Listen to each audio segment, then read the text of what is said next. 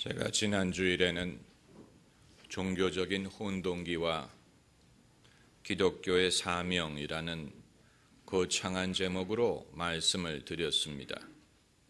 그 말씀을 드리게 된 동기는 지금 우리가 사는 시대가 전에 없었던 신앙적인 변화와 불확실을 겪고 있는 시대라고 판단했기 때문입니다.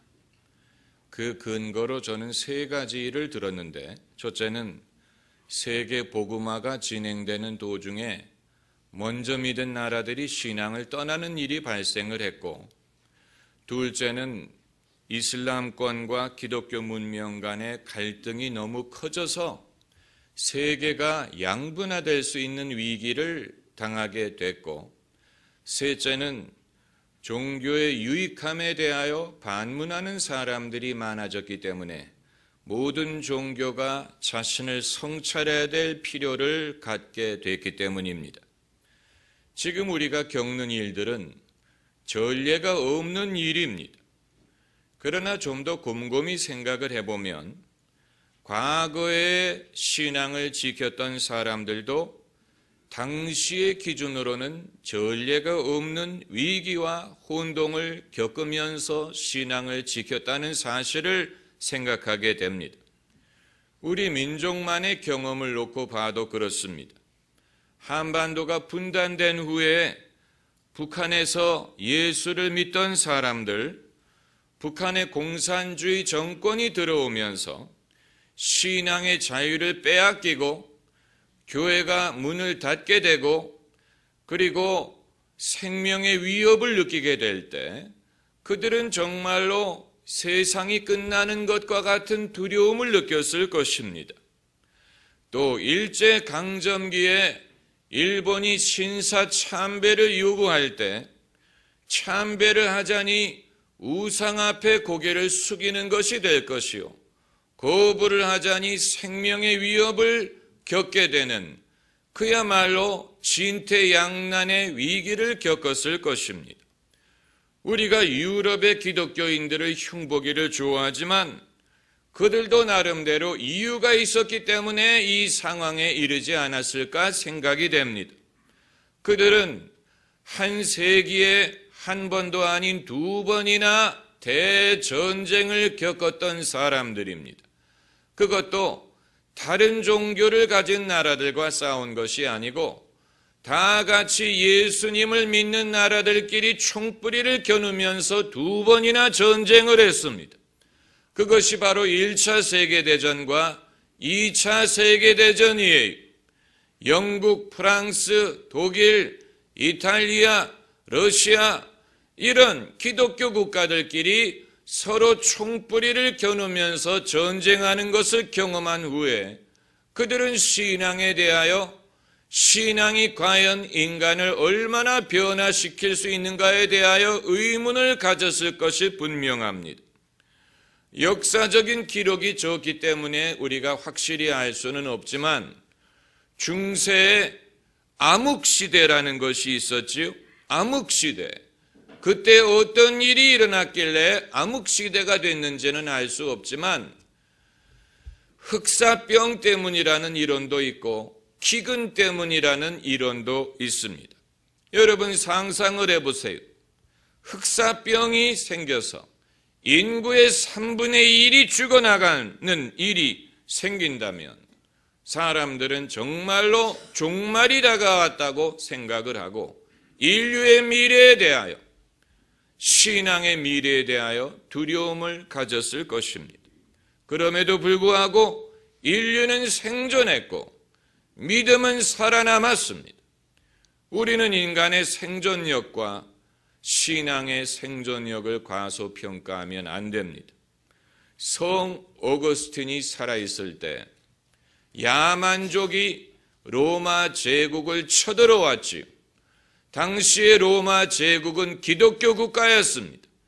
반대로 야만족들은 하나님을 모르는 이방인들이었는데 그들이 로마 제국을 무너뜨렸습니다. 성 어거스틴은 그것을 보면서 분명히 번민했을 것입니다. 하나님의 뜻이 어디에 있느냐? 하나님이 왜 이런 일을 허락하셨느냐? 번민 끝에 어거스틴이 내린 결론은 사람의 나라는 무너지지만 하나님의 나라는 세워진다라는 것이었고, 그 내용을 쓴 책이 신의 도성이라는 책이 된 것입니다. 참고로 로마에 쳐들어왔던 야만족들이 고향으로 돌아갈 때 무엇을 갖고 돌아갔는지 아십니까? 기독교 신앙을 가지고 돌아갔습니다. 그것이 북유럽과 중부 유럽이 복음화된 계기가 된 것입니다. 사람은 늘 조바심을 내고 불안해하지만 하나님은 늘 침착하십니다. 우리가 성경에서 지속적으로 발견하는 패턴이 그것입니다. 사람은 패닉 상태에 도달하더라도 하나님은 침착하십니다. 시편에 자주 등장하는 하소연이 하나님은 어디 계십니까? 라는 것입니다. 구약의 선지자들도 비슷한 심리 상태에 있었을 것이라고 생각이 됩니다. 그들은 하나같이 지금은 말세라고 생각하고 세상이 끝났다고 생각했습니다. 그러나 세상은 끝나지 않았고 하나님의 일은 이루어졌습니다. 인간의 조바심으로는 하나님의 하시는 일을 이해할 수 없습니다. 하나님은 종종 사람이 생각하지 못하는 방법을 통하여 당신의 일을 이루십니다. 오늘 본문이 그 한 예예요.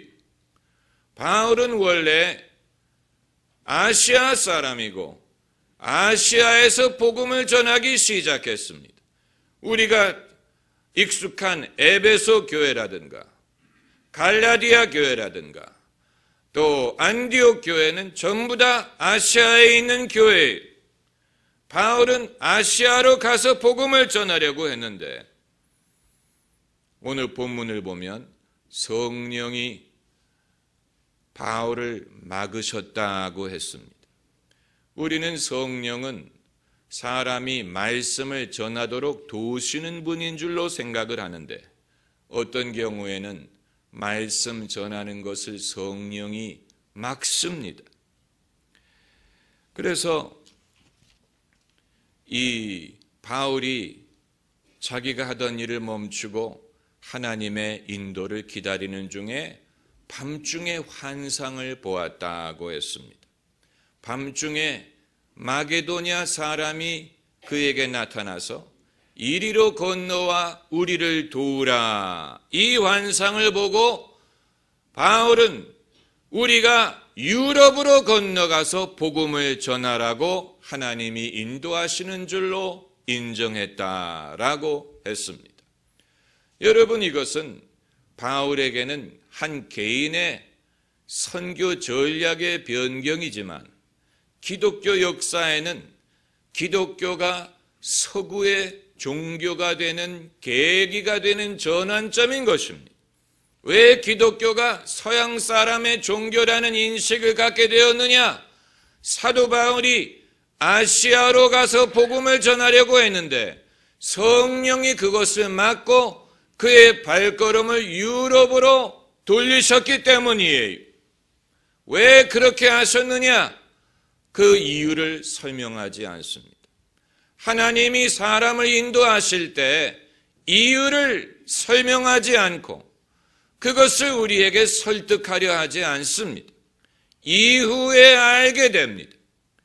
우리가 순종한다는 말은 이해하기 때문에 순종하는 것이 아니고 순종한 후에 이해하게 되는 것입니다. 이후에 알게 됩니다. 그리고 감사하게 됩니다. 감사라는 것은 그러므로 믿음의 행위예요. 미리 알고 이해하고 감사할 만한 이유가 있어서가 아니고 아직 알지 못하지만 아직 보이지 않지만 믿음으로 감사하는 것입니다. 감사함으로 그 문에 들어가며 찬송함으로 궁정에 들어가. 감사는 믿음이 없이는 할 수 없는 일입니다. 신앙이 없는 사람들은 하나님에게도 감사하지 않지만 사람에게도 감사하지 않아요. 부모가 그렇게 큰 사랑으로 키워줬지만 감사하려 하지 않아요. 친구의 사랑이든 누구의 친절이든 감사할 이유가 없다고 생각합니다. 늘 불만이에요. 더 갖고 싶어하고 뜻이 이루어지는 않는 것에 대하여 늘 불만이지요. 그러나 신앙은 이 세상은 나를 중심으로 돌아가는 것이 아니요, 내 소원이 전부가 아니라는 사실을 깨닫게 합니다. 신앙은 내 소원을 이루기 위하여 존재하는 것이 아니에요. 이 세상에는 내 소원 이외에도 하나님의 뜻이라는 것이 존재합니다. 때로는 하나님이 원하시는 것과 내가 원하는 것이 서로 달라요. 그것이 불만이 될 수 있을 수 있습니다. 그러나 신앙의 성장이란 하나님의 뜻과 내가 소원한 것이 다를 때에 내 소원을 내려놓고 하나님의 뜻을 순종하노라면 거기에 더 큰 축복과 더 기쁨이 있다는 것을 발견하는 것입니다. 할렐루야. 그래서 바울이 아시아로 가려고 하다가 성령이 막으시니까 순종했습니다. 반발하지 않았어요. 고집을 피우지 않았습니다. 왜 막으시느냐? 이것이 좋은 일인데 왜 하지 말라고 하느냐? 그러지 않고 기다렸습니다. 기다렸더니 주께서 더 큰 문을 열어주십니다. 그래서 그것이 계기가 되어 바울이 유럽으로 건너가서 그리스, 마게도니아의 복음을 전하게 된 것입니다. 사운드 오브 뮤직에 보면 주께서 문을 닫으시면 창문을 여신다라는 대사가 있는데 바울의 경우에는 작은 문을 닫으시고 더 큰 대문을 열으신 것입니다. 여러분, 어떤 것이 낫습니까? 내가 고집하고 있는, 내가 아는 좁은 범위의 인생, 그것을 고집하는 것이 낫습니까? 아니면 있는 줄도 알지 못했던 더 큰 세상, 더 큰 가능성의 세상을 하나님이 열어주시는 것이 낫습니까? 많은 사람들이 내 눈에 당장 보이는 것이 전부라고 생각하기 때문에 그것을 놓으려고 하지 않아요. 그것을 놓는 것에 대하여 불안감을 갖고 있습니다. 믿음이란 하나님이 더 좋은 것을 예비하셨음을 믿고 내가 움켜쥐고 있는 것을 놓을 줄 아는 것입니다. 그렇기 때문에 믿음은 어려운 것입니다. 이것은 어떤 지적인 행위가 아니에요. 머리로 믿고 이해하는 것이 아니에요. 나의 순종을 요구하는 것입니다. 내가 붙들고 있는 것을 놓는 것처럼 어려운 것은 없습니다. 제일 어려워요. 그렇기 때문에 내 주를 가까이 하게 함은 십자가 짐 같은 고생이라고 하는 것입니다. 바울에게도 어려웠어요. 예수님에게도 어려웠어요. 예수님에게 어렵지 않았다면 왜 겟세마네 동산에서 3번이나 간구하셨겠습니까? 예수님에게도 당신의 생명을 내려놓는 것은 어려웠습니다. 그러나 순종을 했기 때문에 하나님이 예수님을 높여서 부활을 얻게 하시고 모든 이름 위에 뛰어난 이름을 얻게 하신 것과 마찬가지. 신앙의 훈련은 우리가 익숙하고 좋아하고 내가 움켜쥐려고 하는 것을 놓는 훈련을 반드시 수반합니다. 이것은 괴로운 일이, 힘든 일이에요. 그러나 그것을 통하여 그것을 놓아버리면 이제는 아무것도 없는, 나는 아무것도 없고 나는 아무 길이 없는 그런 막다른 골목으로 가는 게 아니고 이전에 알지 못했지만 더 좋고 또 하나님의 넓은 지혜를 보여주는 새로운 세상을 하나님이 열어주십니다. 여러분, 이것은 겪어보지 않은 사람은 알지 못합니다. 제가 고등학생 때 예수님을 영접하고 곧바로 목사로서의 부르심을 느끼고 그때 제가 주님을 섬기기로 마음을 정했지만 아직은 하나님의 때가 아니었어요. 아직은 제가 그 일을 하기에 아직 배워야 될 것과 경험해야 될 것과 또 인격과 모든 면의 훈련을 받아야 했습니다. 그래서 고민을 많이 했는데 그러는 중에 제가 다니던 교회 목사님이 저에게 이 주님을 섬기는 일은 이후에 할 수 있지만 다시 말하면 제가 알지 못했던 새로운 가능성의 세계가 있다는 것을 그 목사님을 통해서 알게 됐습니다. 그것이 계기가 돼서 제가 미국으로 대학을 진학할 수도 있었고 이런저런 것을 공부할 수 있는 기회를 얻게 됐는데 그 목사님이 그 말씀을 하시기 전까지는 그런 가능성이 존재한다는 사실조차 저는 몰랐어요. 제가 제 욕심에 의해서 그것을 한 게 아니고 주님을 섬기려고 하고 또 주님의 종으로 헌신한 후에 그 목사님을 통하여 전혀 알지 못했던 세상이 열리게 되는 것을 경험한 것입니다.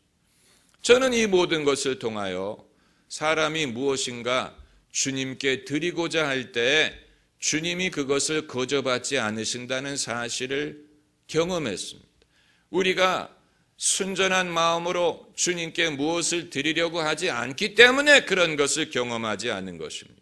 사람들은 대부분이 어떻게 하면 더 가질까, 더 얻을까 이런 것만을 염려하고 신앙을 더 갖기 위한 도구로 생각하려 하지 무엇을 드린다든가 양보한다든가 희생한다든가 버리는 것에 대해서는 매우 꺼립니다. 그러나 우리가 더 좋은 것을 얻을 수 있는 길은 고집을 피워서도 아니고 하나님께 중언부언 기도해서도 아니에요. 무엇을 얻는 길은 무엇을 내려놓는 것을 통한 것입니다. 아브라함이 더 기름진 땅을 조카 롯에게 양보했더니 그때에 하나님이 아브라함에게 눈을 들어 동서남북을 바라보라. 내 눈에 보이는 모든 땅을 너와 내 후손에게 주리라고 약속하신 것입니다. 베드로, 안드레, 요한, 야고보가 배와 그물을 버린 후에야 사람을 낚는 어부가 될 수가 있었던 것입니다. 이처럼 사람이 무엇을 버린 후에야 주님이 예비하신 것을 얻을 수가 있습니다. 이것은 영적인 지혜를 필요로 하는 것뿐만이 아니고 믿음의 순종을 요구합니다. 믿음의 순종. 사도 바울이 영빨이 많아서 환상을 보고 예언을 하는 그런 능력이 있었기 때문에 마게도냐로 가게 하신 게 아니에요. 이것은 테크닉이 아니에요. 영적인 기술로 의한 것이 아닙니다. 그도 순종해야 했습니다. 원래 그의 계획은 아시아로 가는 것이었지만 성령이 그것을 막으실 때 순종했습니다. 그리고 무엇을 했습니까? 기다렸어요. 기다림, 주님의 인도를 기다린 것입니다. 주님의 말씀이 임하기를 기다렸어요. 그랬더니 그제서야 밤에 환상이 보이면서 바울이 전혀 기대하지 않았지만 반대 방향, 그러니까 지금도 아시아와 유럽의 경계선이 보스포러스 해협 아닙니까?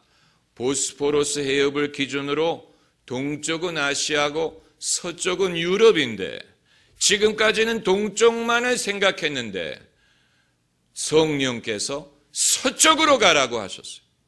더 큰 세상, 더 많은 준비된 영혼, 그것을 바울에게 보여주신 것입니다. 바울이 영빨이 뛰어나서 이 인도를 받은 게 아니고 순종하고 기다렸기 때문에 인도를 받을 수가 있었던 것입니다.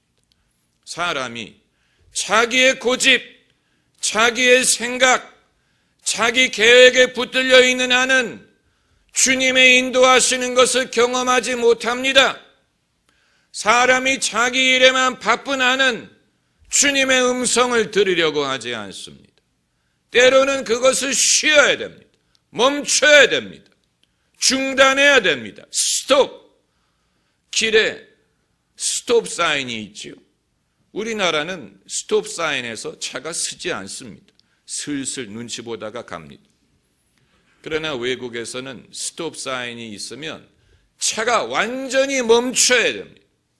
완전히 멈추지 않으면 그건 교통 위반한 것입니다. 때로는 우리가 멈춰야 돼요. 하던 일을 속도를 줄이는 게 아니고 멈춰야, 스톱할 때 사도 바울이 스톱했어요. 그랬더니 주께서 이쪽으로 가거라, 그의 길을 인도해 주신 것입니다. 사도 바울은 성령의 사람이기 때문에 성령이 허락하지 않으면 할 수 있는 것이 아무도 없다는 사실을 압니다. 그가 자신의 말빨로, 지식으로, 재능으로 복음을 전하는 것이 아니고 성령의 나타남과 능력으로 하는 것이기 때문에 성령이 막으시면 도리가 없어요. 성령이 허락을 하셔야 돼요. 성령이 인도하시고 능력을 주셔야 됩니다. 그렇기 때문에 성령을 기다린 것입니다. 여러분, 성령에게는 전략이 있고 계획이 있고 청사진이 있어요. 성령이 바람처럼 역사하시지만 계획 없이 움직이는 분이 아니에요. 그것을 우리가 다 미리 알 수 없습니다. 왜 북한이, 평양이 기독교 신앙의 중심지였습니다. 그래서 평양을 뭐라고 불렀는지 아십니까? 아시아의 예루살렘이라고 불렀어요. 그런데 북한이 공산화가 됐습니다. 어떻게 하나님이 이런 일을 허락하실 수가 있느냐? 이해가 되지 않지만, 그러나 한 가지 분명한 것은 그렇게 됐기 때문에 북한의 많은 기독교인들이 월남에서 남한의 교회가 부흥하게 될 수가 있었고, 그 많은 사람들이 해외로 흩어짐으로 전 세계의 한인 교회들이 세워질 수가 있었던 것입니다. 그러므로 비록 사람들이 이해할 수 없는 일이 생겼지만 하나님은 손해를 입지 않고 복음은 진부하게 됩니다. 복음이 더 널리 전파되게 되는 것입니다. 하나님이 왜 무슨 일을 하시느냐? 그것은 한 가지로 이해하면 됩니다. 인간을 구원하는 방향으로 하신다. 인간을 구원하기 위하여 어떤 일을 하십니다. 왜 로마 제국에 야만족이 쳐들어오도록 허락하셨느냐? 구원하기 위한 것입니다. 우리는 로마 제국, 질서, 현재의 상황, 기득권 이런 것만을 생각하지만 하나님은 구원, 인류를 구원하는 것을 가장 중요한 목표로 삼으시기 때문에 때로는 내가 알고 있던 기존의 질서, 기득권 이런 것이 무너지더라도 그것을 통하여 하나님의 더 큰 목적이 이루어지게 하십니다. 이것을 믿어야 됩니다. 성령에게는 계획이 있어요. 성령은 전략을 따라 움직이십니다. 우리가 성령을 부릴 수 없습니다. 그 반대, 성령이 우리를 부리십니다. 성령이 우리를 따라오시는 게 아니에요. 그 반대입니다. 우리가 성령을 따라가야 됩니다. 성령을 쫓아 행하라. 성령 충만하다는 말은 성령을 쫓는다는 말이에요. 우리가 이 시대에 성령의 계획을 신뢰하고 쫓을 수만 있다면 이 시대에 우리의 사명을 이룰 수 있을 것입니다. 기도하십시다.